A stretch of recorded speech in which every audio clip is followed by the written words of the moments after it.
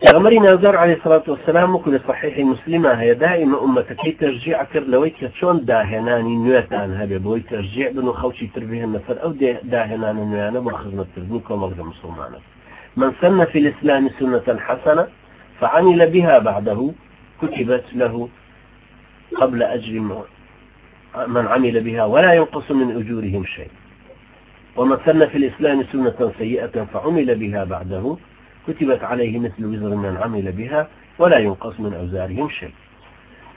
هر كسيك لإسلام الربازك داهن يخوي خوتي هان بدأ لسوي إيش بكن كاريكي باشا وشاك أخوازيك وإيش دايناو خلق بدواي أوا إيشا كان أمو أجري إيشي داتت ولا أجري أوانش كمنالي أقريش الدايناني خرابي كر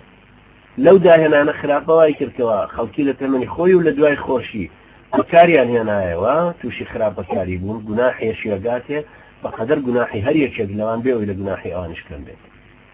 توابو أماش ديسان وأمان ليك عبير من هوشمان لو بك تشون داهناني نوبكينو توابو إسلام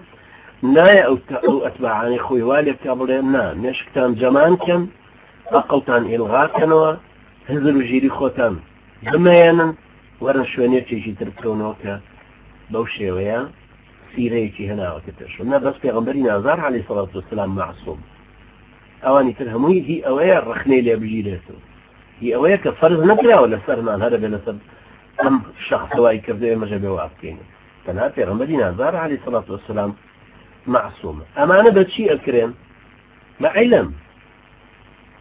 ويا دائما لدعاك وقل ربي زدني علما يا ربي اخويا علما زيادة تو شان فير بوي هل هي زيادة البيوست وهي بيسيد بوهيك فعلا او عنده اهتمام في